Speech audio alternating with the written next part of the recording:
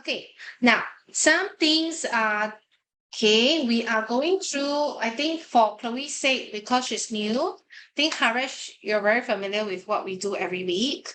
Okay, we basically rotate amongst the components of your O-level English paper, right? Someone typed in the chat. Who's that? Sure. Okay, go ahead, Harish. I think we're just doing introduction now. Go. Yeah. So basically what we do is that we'll rotate amongst the different components of the O-level paper. Okay, are you familiar with the O-level paper, Chloe?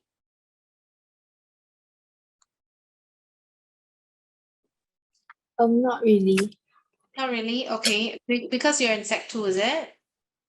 Yeah. Okay, let me just show you. Because eventually you will still be taking the O-level paper. So I think it's really important to know what are the components, what you'll be tested on. So what do I mean by we will rotate amongst the components? Because we have many components in your O-level English paper. Basically, we have 4 main papers. But within the paper itself, there are also other components. Okay, for example, for paper 1, it's on writing. And under writing, you have your editing, situational writing, as well as your continuous writing. Right? So all these 3 sections fall under paper 1. Then for your paper 2, you have your visual text comprehension. You have your narrative text comprehension, which is in section B. And then you have your non-narrative text plus your summary writing. Okay, so all these comprises of your paper 2. Then of course, paper 3 is listening. And lastly, paper 4 is oral exam. Okay, oral exam, there are 2 parts. You have your planned response and you also have your spoken interaction. Yeah. Okay. So basically what I mean by rotating among the components here at 88 Tuition is that it's impossible for us to do everything in one lesson, in one tutorial. Okay. So what we do is like, for example, today we will focus on continuous writing. Then next week, we'll be focusing on visual text plus narrative, for example. Then after the subsequent week, we'll be focusing on non-narrative text and summary. Then after that, maybe we'll go back to sit writing. Okay, so that's what we mean by we'll rotate amongst the different components here. So we'll make sure that before you go for your end of year exam, you are quite well prepared. Okay, right? So that's that. And yeah, maybe I'll close this later. Okay, so you understand this part. So for today specifically, we are covering methods to start introductory paragraph. So it falls under compo. Okay, we are not focusing on any particular genre today. Okay, I think at Sec 2, most of the time you are doing expository now, right? But we're not focusing on a particular genre like personal recount, expository, argumentative, or whichever. Today, we're just mainly focusing on how to write a good introductory paragraph. So it can apply to all genres. It can apply to personal recount, it can apply to expository, okay, but mainly under continuous writing. Okay, because the way you write continuous writing introductory paragraphs versus situational writing introductory paragraphs, they are different. Okay, so today mainly is on compo. And one very interesting thing about 88 Tuition is that we will cover current affairs every lesson. Okay, the reason is because we always find useful to know more about what is going on nowadays, like the current trends. And then you want to be updated about the world news and all these things. So it will help you in many aspects, of course, in terms of writing. Okay, in terms of writing, I think it will help you in terms, especially so for expository, if you're discussing on a certain issue or matter. Yes, Harish, you have a question. Yeah, I just wanted to ask, I just wanted to say that my situational writing exam is coming up next tomorrow. Okay, because we have the learning objectives planned, so we do have to follow the learning objective, but we did cover a bit on zip writing before that, right? So Yeah. you can look back at those slides and there are some tips for you. Maybe later on, if we have time at the end of the lesson, maybe we'll just do a quick revision. Okay? Yeah? Okay. So back to current affairs. Okay, current affairs, we cover current affairs because it will help you in like maybe oral in terms of spoken interaction as well.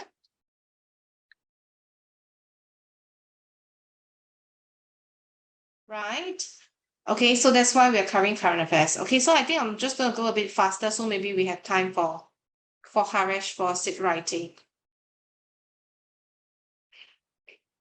Okay, so some rules I think I mentioned just now. Turn on your video. Okay, whenever you're ready, please turn on your video, mute your microphone. If you have a question, I think Haresh demonstrated it very well just now. Just raise your hands if it's something urgent, and we'll get you to talk. Okay, if it's not something urgent, you can just type in the chat, and then I'll occasionally check the chat, and then I'll respond to it respectively. Okay, if you really need to go to the toilet, basically just inform me, it's fine. I understand you need to go. So just go and quickly come back. Okay, and then be mindful. I think all in all, it's really just to be respectful to each other.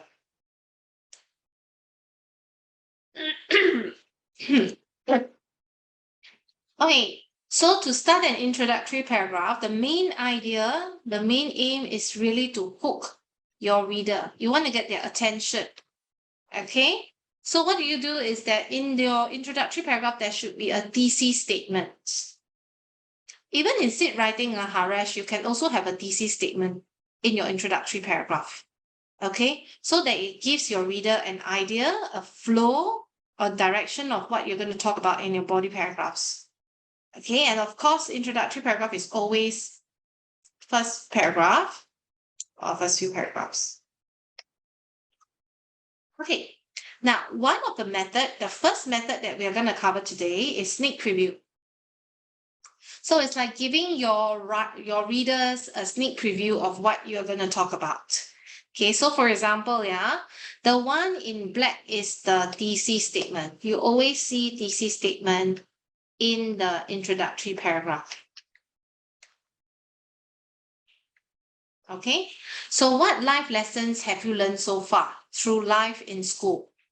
So the thesis statement is giving them a sneak preview. Okay, like a teaser, right? You want to tease them into reading a story.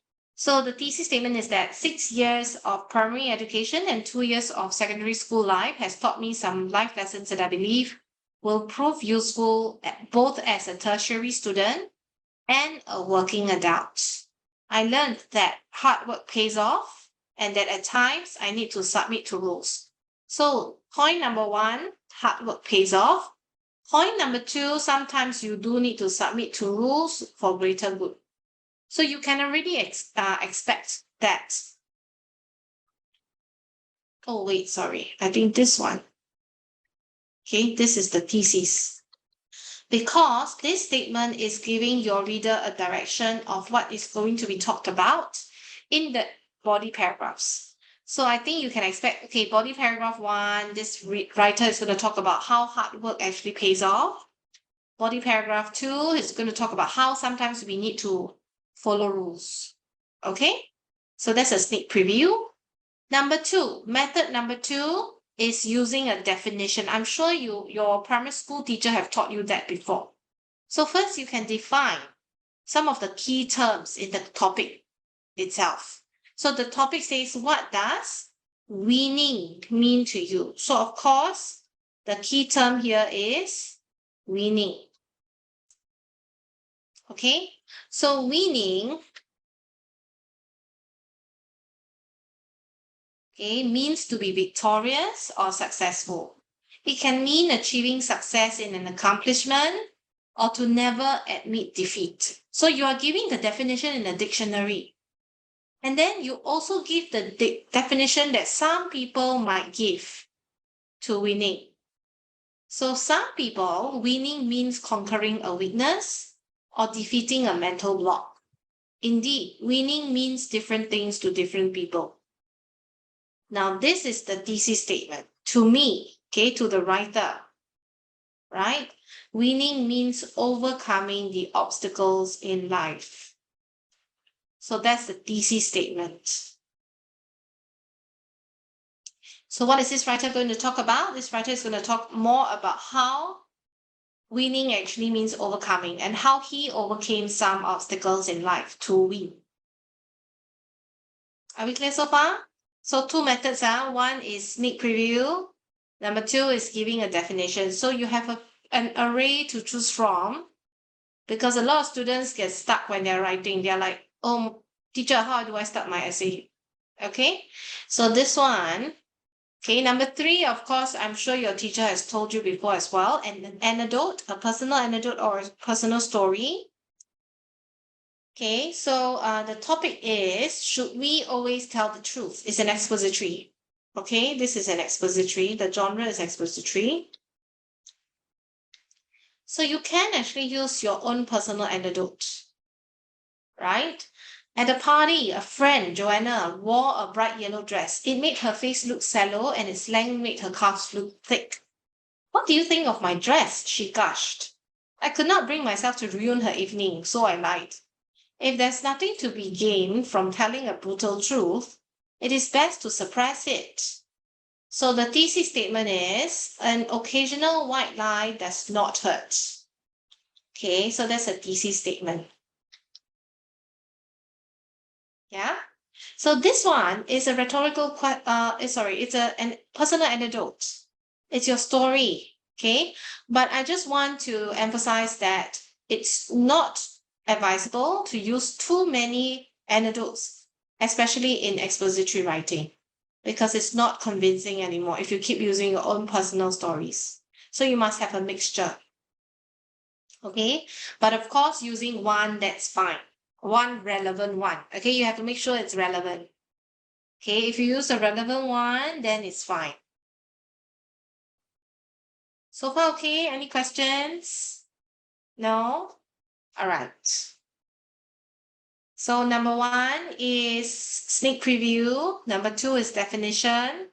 Number three is an anecdote. Okay, so three methods already. Method number four. Okay, this one I'm sure your primary school teacher also has told you before. You can use a quote. But then the downside is that you really need to have a variety of quotes in your mind, and you have to make sure that it's relevant as well. Okay, so the topic is, discuss the importance of getting an education. So the quote used here is, knowledge is power. Okay, this phrase, often attributed to Francis Bacon, emphasizes the importance of knowledge.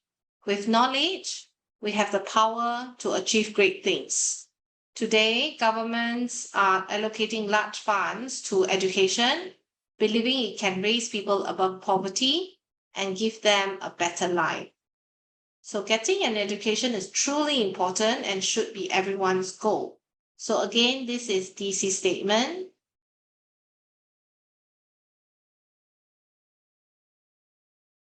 Right? Using of quotes. So it has to be relevant. It's talking about education, so you can use quotes related to education. Okay? Chloe, whenever you're ready, please turn on your video, yeah? Okay. My Wi-Fi is not good. Can I off the day? Okay. Well, yeah, then maybe perhaps in the next lesson you try to get it fixed. Okay. Okay. Now, next one. Number 5. So we have sneak preview, we have personal anecdote, we have quotes, right? And what's the second one we have? We have quote, anecdote, definition, and sneak preview. So method number 5 is giving an observation. Okay, so what do we mean by observation? It's not just something that you see, like I observe a snail crawling today. No, it has to be like a current trend, a current something that is very prevalent nowadays. Okay, so an observation is something that you observe in general in most households or most in most behavior of people. Okay, so the topic is,